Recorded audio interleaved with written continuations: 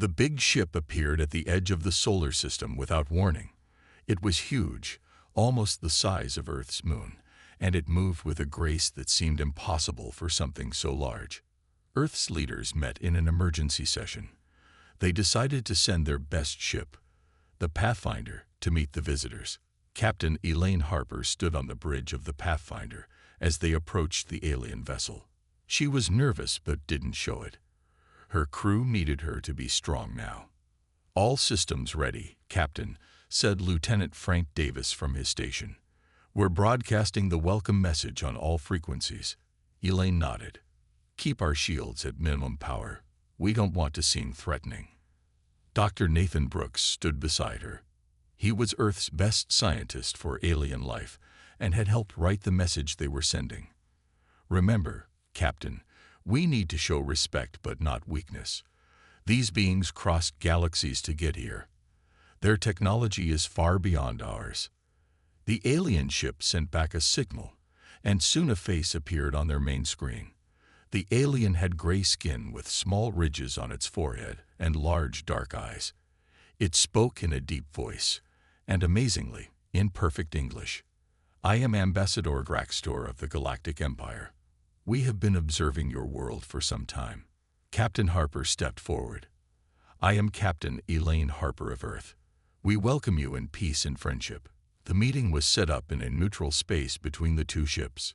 Captain Harper took Dr. Brooks and 3 security officers with her. They wore their formal uniforms with no visible weapons. The aliens were tall and moved with strange grace. Ambassador Vraxter greeted them with a small bow. "Your species is young, but we see potential in you. The Empire can offer protection and guidance." Dr. Brooks noticed how the aliens looked at them, like they were interesting animals in a zoo. He didn't like it, but he kept smiling. "We're eager to learn about the galaxy," said Captain Harper, "but Earth governs itself. We seek friendship as equals." This made Vraxter's face twitch slightly. Of course, the Empire respects all species, even developing ones.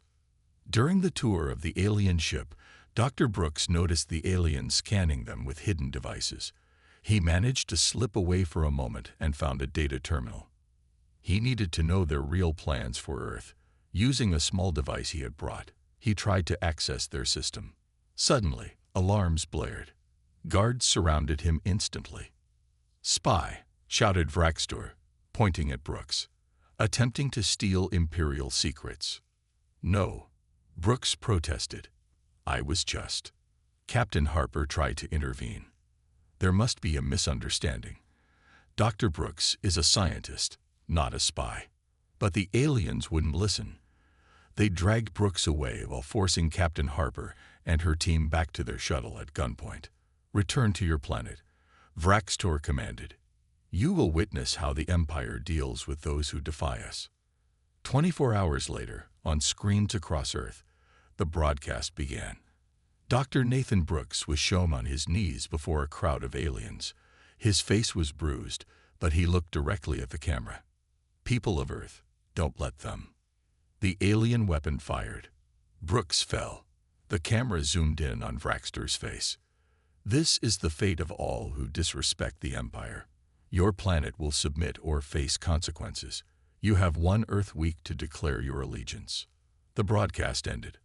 On the Pathfinder, now headed back to Earth with Brooks' body, Captain Harper wiped tears from her eyes. Then she straightened her uniform and turned to her crew. "Send a message to Earth Command. Tell them what happened, and tell them to prepare." In the White House Situation Room, President Olivia Martinez watched the recording for the 3rd time. Her advisors waited in silence. Finally, she looked up, her eyes cold with fury. "They killed one of ours," she said quietly. "They think we're weak. They're wrong." She turned to General William Cole. "General, activate the Phoenix Protocol. It's time the galaxy learned what happens when you threaten Earth." The room was silent as the video of Dr. Brooks' execution played for the 5th time. President Olivia Martinez shut it off and faced the grim faces around the table. Military leaders, scientists, and government officials all waited for her words. "We are not going to bow to these aliens," she said firmly. "They think we're weak. They think we're primitives. They're about to learn how wrong they are." General William Cole nodded. He was an older man with gray hair and a face marked by years of hard decisions. "Madam President, this is exactly why we kept Project Sentinel secret for the past 15 years. The screens around the room lit up with images of hidden facilities around Earth and the Moon, places where humans had been preparing for this very day. We've known we weren't alone for decades," said Chief Engineer Alan Murphy as he stood to address the room. He was a tall, thin man with hands that never seemed to stop moving. "The crash at Roswell in 1947 gave us technology that took years to understand. We reverse-engineered it slowly, carefully, all while making the world think we were still just playing with rockets." Dr. Samantha Reed wiped tears from her eyes. She had been Nathan Brooks' colleague and friend. Nathan suspected the Empire was watching us. That's why he risked taking that scanner aboard their ship. She held up a small data drive. And he succeeded. His final gift to Earth was this. The screens changed to show complex diagrams and readings. The Empire's ships use a specific energy pattern for their shields. Nathan's scans show a weakness in the modulation cycle. We can exploit that. General Cole placed his hands on the table. "I propose Operation Hellfire. We won't try to win a conventional war. That would be suicide. Instead, we make victory so costly they'll regret ever coming to our solar system." Across the globe, hidden facilities were coming to life. In underground bunkers and secret mountain bases, weapons and ships that the world never knew existed were being prepared. Soldiers who had trained for years in secret programs were suiting up. Chief Engineer Murphy revealed the weapons they had been developing. "These aren't just bombs or missiles. These are planet killers. We call them sun spears. When detonated near a star, they create a directed solar flare that can scorch half a planet." President Martinez looked troubled. "I never thought we'd use these. I had hoped for peaceful first contact." "They made their choice when they killed Brooks," said General Cole. "Now we make ours." On the far side of the Moon, massive hangar doors opened for the first time. Ships unlike anything ever publicly acknowledged by Earth governments emerged. They were sleek, black, and deadly looking. Captain Lisa Wright stood on the bridge of the lead ship, the Avenger. She had been selected to lead Earth's first strike team. Her crew was the best of the best, trained in secret for years. "All ships report ready, Captain," said Lieutenant Ryan Foster. "The stealth systems are fully operational. The Empire won't see us coming." Meanwhile, Dr. Reed worked frantically to finish what Brooks had started. She examined the data from his final scan. The Empire believes their technology is thousands of years ahead of ours. They don't realize we've had access to alien tech for nearly a century. In the White House Situation Room, President Martinez gave the final order. "Send the message." Across the vast distance of space, a single transmission was sent to the Empire's ship. "You killed one of ours. Your worlds will burn." The alien response came quickly. "Your primitives' threats are meaningless. Submit or be destroyed." General Cole smiled grimly as he watched the Empire ships begin to move toward Earth. They still don't understand what they're dealing with. Captain Wright received her orders on the Avenger. "We're clear to begin Operation Hellfire," she told her crew. "Our target is the Empire mining colony on Exos 7. We strike hard, we strike fast, and we leave only ashes." As Earth's secret fleet moved silently through space, using technology the Empire didn't know humans possessed, Dr. Reed made a final adjustment to their weapon systems. "This is for you, Nathan," she whispered. "They'll remember your name when this is over. The whole galaxy will." The mining moon Exos 7 hung in space like a gray pearl. Huge machines dug into its surface while Empire ships moved around it. None of them detected the 5 black ships that slipped into the system. On the bridge of the Avenger, Captain Lisa Wright watched the Empire base through her view screen. All ships maintain stealth. Remember your training. These aliens have never fought humans before. They don't know what we can do." The Empire commander, Zethrak, sat in his office overlooking the mining operation. He laughed as he watched a recording of the humans' threat. "Your worlds will burn," he repeated mockingly to his officers. "Such dramatic primitives. Their planet will be a fine addition to the Empire once they learn their place." His second-in-command looked less certain. "Sir, should we increase security?" The humans seemed quite upset about their scientist. Zethrak waved his hand dismissively. "They have no way of reaching us. Their ships are primitive and slow. It would take them years to reach this moon, and we would detect them long before they arrived." At that moment, Lieutenant Ryan Foster was leading a team of humans in special suits that clung to the outside of the main mining facility. They moved silently, placing small devices at key structural points. "Charges set," Foster whispered into his comm. "Moving to Phase 2. Inside another part of the facility, Chief Science Officer Paul Rivera had already infiltrated the main computer room. The guards had been quietly subdued. Rivera plugged a small device into the alien computer system. "I'm in," he reported. "Their security is complex but predictable. They rely heavily on pattern recognition. Their computers can't handle randomness well." Captain Wright's voice came through their comms. "You have 15 minutes before we start the main attack. Get what we need and get out." Rivera worked quickly. "I'm downloading their star charts and fleet positions now. Also found something interesting. They use predictive algorithms for all their battle strategies. Their entire military thinks like a machine." Foster's team had reached the power generators. "That's why we'll win," Foster said. "Machines can't think like us. They can't improvise." On his command center, Zethrak suddenly noticed something wrong. "Why is Sector 7 drawing so much power? And why is there a data transfer to an unauthorized terminal?" Alarms began to sound throughout the facility. "We've been breached," an officer shouted. "Security systems are failing." Zethrak looked at the screens in disbelief. "Impossible. Scan for approaching ships." "There are no ships, sir. Whatever is happening is coming from inside the facility." Outside in space, Captain Wright gave the signal. They detected the infiltration team. "Begin Phase 3. The 5 Earth ships suddenly dropped their stealth fields. They appeared seemingly from nowhere, already in firing position around the moon. "What are those?" Zethrak shouted as the ships appeared on his sensors. "Where did they come from?" The Avenger fired first. Its weapons were unlike anything the Empire had seen before. Instead of energy beams or projectiles, they fired what looked like small metal orbs. When the orbs hit the Empire ships, they seemed to melt through the hulls before detonating inside. "Their shields didn't even slow down our phase shift torpedoes," Wright observed, just as Dr. Reed predicted. Inside the facility, chaos erupted as the Empire soldiers tried to respond to an attack unlike any they had trained for. Humans didn't fight like any species they knew. They didn't follow patterns or protocols. Foster and his team were already retreating, having completed their mission. "All charges set, Captain. We're heading to extraction point." Rivera finished his download. "Got everything we need.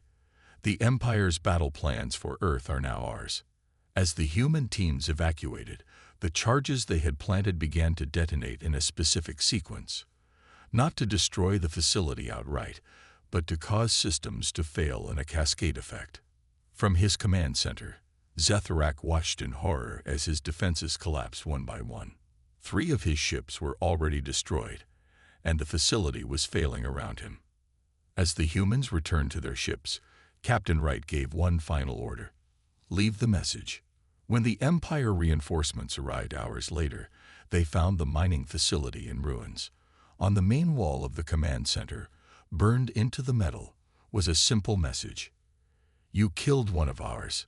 Your worlds will burn." Zethrak, who had survived, looked at it with new understanding and fear. What have we awakened? News of the Exo-7 attack spread through the Empire like wildfire. The Emperor himself demanded action. Grand Marshal Krenvol, one of their most decorated military leaders, was ordered to crush Earth immediately. "These humans must be taught their place," the Emperor said. "Take our strongest fleet. Show no mercy." Krenvol bowed. "It will be done, Your Majesty." The humans caught Zethrak by surprise. "They will not surprise me." On Earth, Admiral Julia Carter stood in the Planetary Defense Command Center. Screens around her showed the positions of Earth's ships and defense platforms. Dr. Eric Nelson stood beside her, studying reports from their spy networks. "The Empire is sending their largest battle group," Dr. Nelson said, "led by Grand Marshal Krenvol himself." Admiral Carter nodded. "As we expected. The Empire always responds to humiliation with overwhelming force. It's built into their culture. Their psychology is hierarchical," Dr. Nelson explained. "They can't allow a lesser species to challenge them. Krenvol will attack directly and with full force. He can't consider retreat because it would shame him." Admiral Carter smiled. "Then we have our advantage." Earth had been preparing for this moment. Hidden defense platforms around the planet and moon activated. Ships moved into position according to a plan months in the making. And deep in Empire territory, Agent Diane Perry received her orders. Perry had infiltrated the Empire years ago, posing as a traitor from a distant world. Now she began activating her network of saboteurs placed on key Empire ships. The Empire fleet appeared at the edge of the solar system 3 days later. It was massive. Over 200 ships of various sizes, with Krenvol's command ship in the center. "Enemy fleet detected," reported an officer in Earth's command center. "They're moving toward us at full speed." Admiral Carter gave the order. "Initiate Operation Mantrap." Earth's ships began to pull back, appearing to retreat in disarray. The moon colony sent out distress signals. Krenvol watched from his command ship and laughed. "See how they panic. Their brave words mean nothing now that they face our true might." His second-in-command suggested caution. "Sir, they defeated Zethrak through trickery. Should we not be careful?"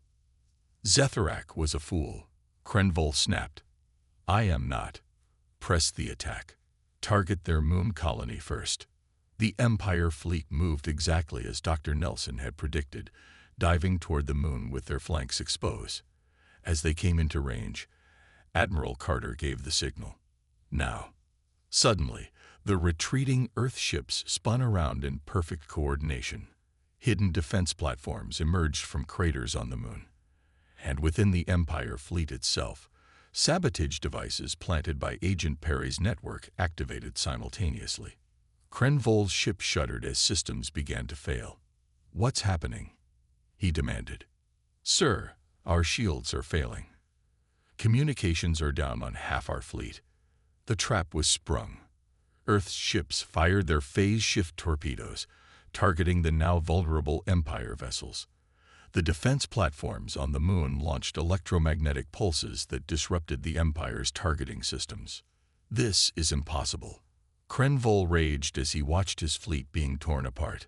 "They're primitives. How are they doing this?" On her ship, Admiral Carter watched the battle unfold. "Target their command ship. Disable. Don't destroy it. We want Krenvol to carry our message back."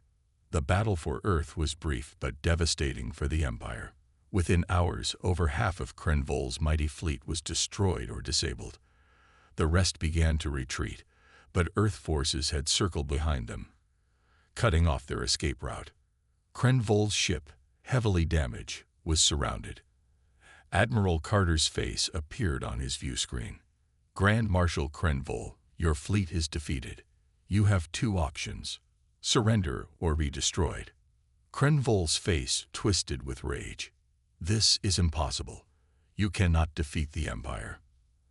Admiral Carter's expression remained calm. "We just did. You killed one of ours.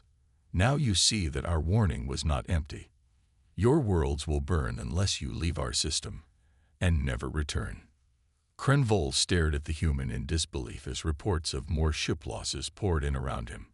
For the first time in his long military career, he felt something unfamiliar. Fear. The defeat of Grand Marshal Krenvol shocked the entire Galactic Empire. News spread quickly despite the Empire's attempts to control it. Earth was no longer just a distant threat. It was now a name that caused fear. Ambassador Daniel Grant arrived on the planet Viridian, a world under Empire control. He wore simple clothes to blend in with the local population. His real mission was to make contact with other species who suffered under Empire rule. The locals seem afraid to even talk to strangers. Grant told Earth Command through his secure channel. The Empire keeps tight control here. In a small cafe in the planet's capital city, Grant met with Vreen, a tall blue-skinned being whose world had been protected by the Empire for 3 generations. "Is it true?" Vreen asked quietly. "Did your people really defeat Krenvol's fleet?" Grant nodded. "Earth doesn't want war with anyone. We only fought back because they killed one of ours. But we won't stop until the Empire learns to respect other worlds." Vreen's eyes widened. "My grandparents told stories of freedom before the Empire came to protect us. Many worlds would rise up if they believed there was hope." Meanwhile, journalist Heather Palmer traveled with Earth ships, documenting their victories. Her reports were secretly shared across Empire space through hidden networks. She showed footage of Earth's ships, of humans fighting bravely, and of Empire prisoners being treated with respect. "This is not just Earth's fight," she said in one broadcast. "This is a fight for all free beings. The Empire calls itself a protector, but it only protects its own power." On the Empire's capital world, the Emperor raged at his advisors. "How are these humans spreading their lies throughout our territory? Find their agents and kill them." Governor Krellex, who oversaw 5 star systems for the Empire, watched the Emperor's fury with growing concern. The campaigns against Earth were failing. Resources were being drained. And now unrest was growing on many worlds. In his private chambers, Krellex made a decision that could cost him his life. He sent a secret message to Earth. "I wish to discuss terms. Not all in the Empire seek war." President Martinez and her advisors debated how to respond. General Cole was suspicious. It could be a trap. Or it could be our chance to end this before more lives are lost. Countered Ambassador Grant, who had returned from his mission. "I've seen the discontent on Empire worlds. Many of their officials know this war cannot be won." Earth's strategy had shifted. Instead of attacking military targets, they now focused on the symbols of Empire oppression.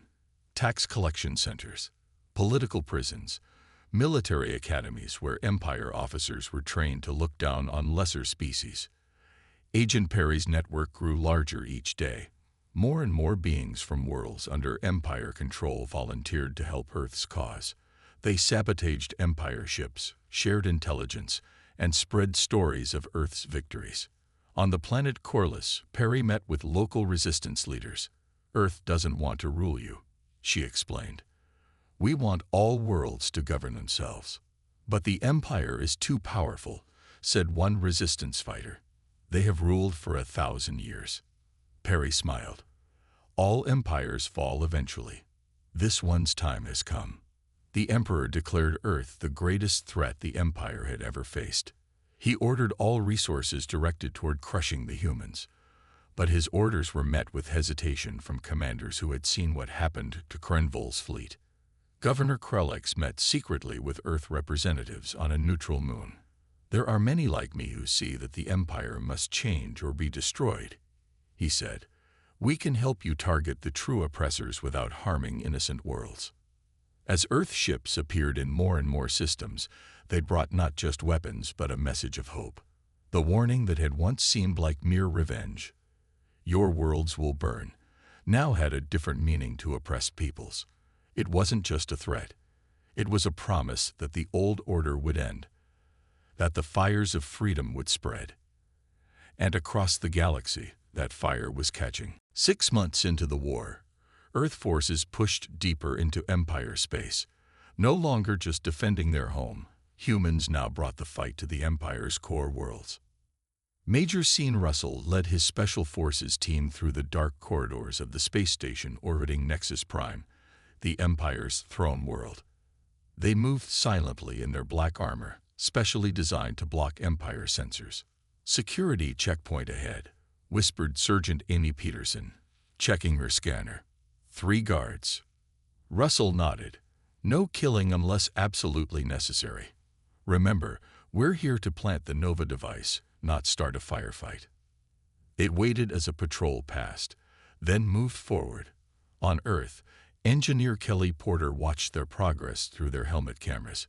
She had designed the Nova weapons they carried. "The device needs to be placed in the main power junction," she instructed through their secure channel. "Once activated, it will disable their planetary shield but won't harm civilians." The Nova weapons were Earth's newest creation. Unlike traditional bombs, they targeted specific energy signatures and disabled them without massive destruction. They were precision instruments in a war that Earth was trying to fight with minimal civilian casualties. On the Empire's capital planet below, High General Trexon received troubling reports. As third in command of all Empire forces, he had watched with growing concern as Earth continued to win battles that should have been impossible. "Another supply convoy lost," his aide reported. "And Governor Kralex's systems have stopped sending troops and resources." Trexon frowned. He was older than most Empire military leaders, with scars from many battles across his gray skin. He had fought in wars for over 200 years, but never against an enemy like Earth. "The Emperor still refuses to consider peace talks?" he asked. "Yes, General. He has ordered the preparation of the planet-killer weapons." Trexon stood abruptly. "Those weapons will destroy dozens of worlds, including many of our own with human agents on them." Meanwhile, Earth diplomat Carlos Rodriguez met secretly with Empire defectors on a neutral world. The group included military officers, government officials, and even nobles from the Empire's ruling class. "Earth doesn't want to destroy the Empire," Rodriguez explained. "We want justice for Dr. Brooks and freedom for all worlds to choose their own path." A noble from the Emperor's court spoke up. "The Emperor sees any compromise as weakness. He would rather see the Empire burn than admit humans are his equals." On the space station, Major Russell's team reached the main power junction. They worked quickly to install the Nova device. "Device planted," Russell reported. "Activating now." Across the station, lights flickered.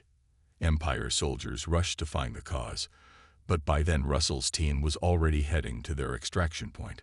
In his palace on Nexus Prime, the Emperor received the news of Earth's latest attack with rage. "They dare to strike at our throne world. Prepare the planet killers.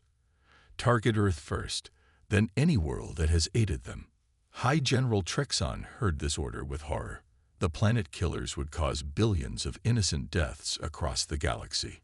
In that moment, he made his decision. "The Emperor has lost his mind," he told his most trusted officers. "We must act now to save the Empire from destruction." As Earth forces prepared for the next phase of their attack on Nexus Prime, a surprising message came through. "This is High General Trexon of the Empire military. I wish to speak with Earth's leaders about coordinating our efforts against the Emperor." President Martinez and her advisors were stunned. "Can we trust him?" General Cole asked. "We've been monitoring Empire communications," Agent Perry reported from her position deep in Empire territory. "Trexon appears to be staging a military coup against the Emperor. He has significant support." Major Russell, watching from his hidden position near the palace, confirmed it. "There's fighting breaking out between Empire forces. Looks like civil war." Earth now faced a critical decision. Should they support Trexon's rebellion? Or was this another Empire trap?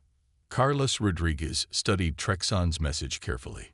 "He says the Emperor plans to use planet killers. If that's true, millions of innocent beings are at risk." President Martinez nodded gravely. "Contact Trexon. Tell him we're willing to talk, but we'll be watching closely. This war began because they killed one of ours. It will only end when justice is served." The Emperor's palace shook as explosions lit up the night sky over Nexus Prime. Civil war had erupted across the capital system. High General Trexon's forces fought against those still loyal to Emperor Vrakner. Fleet Admiral Ben Howard stood on the bridge of the Earth flagship Retribution. Around him, a combined fleet of Earth ships and Rebel Empire vessels prepared for the final push. All ships report ready, Admiral, his second-in-command reported. Trexon's forces have disabled the outer defense ring. Howard nodded. He was a tall man with dark skin and eyes that had seen too much war. Begin the approach. Remember, our targets are military only. No civilian casualties. On a small ship heading toward the palace, revolutionary leader Trakan prepared his strike team. Once a respected Empire general, he had joined Trexon's rebellion after seeing the Empire's cruelty firsthand. The inner shield will be strongest around the throne room, he told the mixed team of humans and various alien species. The Emperor will have his elite guards with him. Major Russell checked his weapons. We've faced worse odds. Trakan smiled grimly. Perhaps you humans have. That's why we follow you now. In orbit above, the battle raged as the combined fleet engaged the Emperor's remaining loyal ships.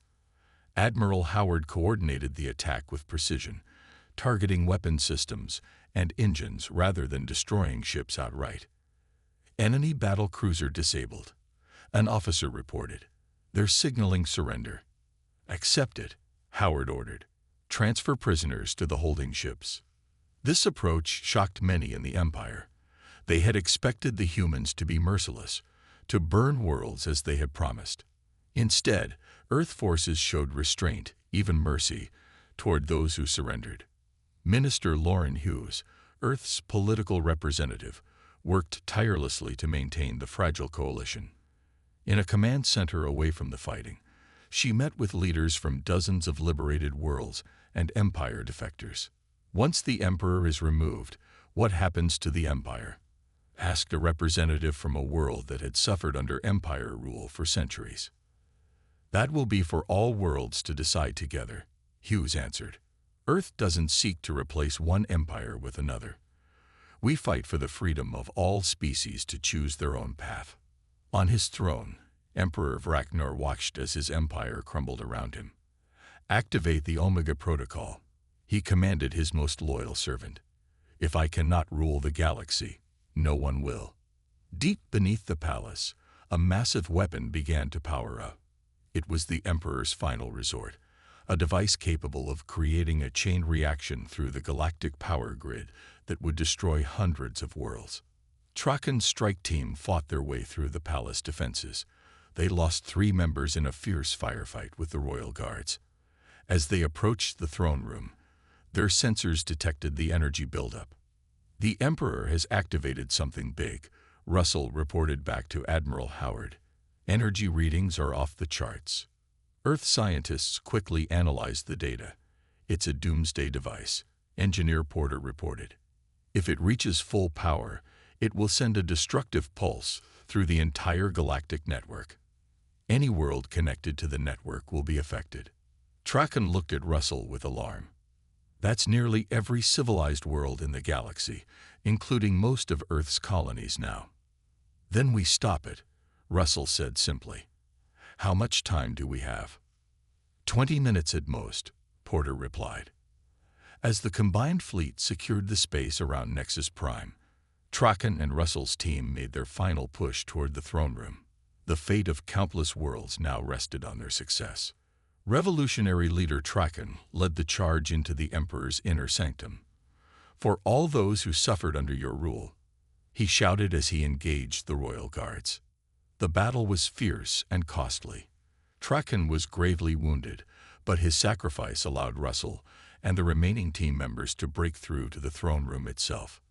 There sat Emperor Vraknar, surrounded by screens showing the destruction of his empire.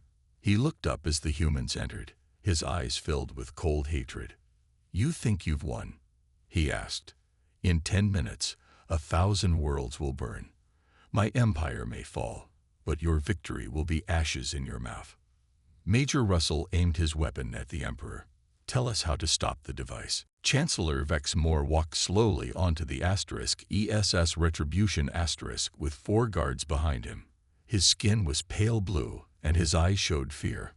Commander Mitchell stood tall as the alien leader approached. The room was silent. "We offer our complete surrender," Vex Moore said in a quiet voice. Mitchell and his crew looked at each other in shock. They had expected hard talks, not a full surrender. "Why?" Mitchell asked plainly. Vex Moore handed over a datapad. "Our scientists have found that your Prometheus weapon could start a chain reaction. If used at full power, it might make many stars unstable. Not just our worlds would burn, but perhaps half the galaxy." Dr. Alice Ward stepped forward and looked at the data. Her face went white. "He's right," she whispered to Mitchell. "The calculations match what I discovered yesterday." Mitchell felt cold inside. He walked to the communications room and called Admiral Nelson on Earth. The delay was long, but when Nelson's face appeared, Mitchell knew the truth immediately. "You knew," Mitchell said. "You knew Prometheus could cause this kind of damage." Nelson nodded slowly. "We never planned to use it at full power, Ben. It was always a bluff. We needed them to believe we would do it." Mitchell took a deep breath. These people were ready to give up everything because they thought we would destroy the galaxy. "And now they will respect Earth," Nelson said. "One death has been paid for with peace. Lieutenant Carter did not die for nothing." Mitchell returned to the meeting room. For the next 6 hours, they wrote a peace treaty. The Excelarians would pay for Lisa Carter's death. They would recognize Earth as an equal power. They would form a joint council with humans to keep peace. "And Admiral Zathkril?" Mitchell asked. Vex Moore's face hardened. "He will be given to Earth for trial. His actions caused all this. Many Excelarians died in the panic after your demonstration." 2 days later, the treaty was signed. News spread across both Earth and the Excelarian Empire. Some humans celebrated.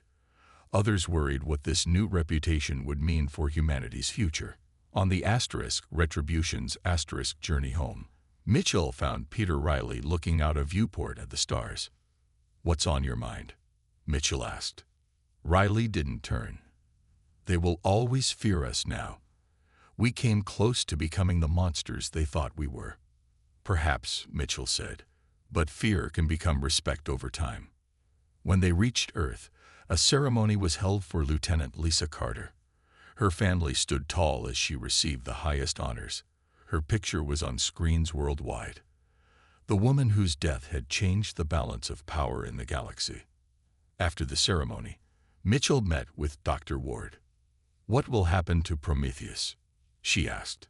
"It's being taken apart," he said. "The knowledge will remain, but the weapon itself will never be used." Ward nodded. "Good. We should explore stars, not threaten them." A month later, Mitchell stood on a hill overlooking the new Solarian embassy being built in Washington. An alien flag flew next to Earth's. Solarian workers moved alongside humans. Admiral Nelson joined him there. "Having second thoughts, Commander."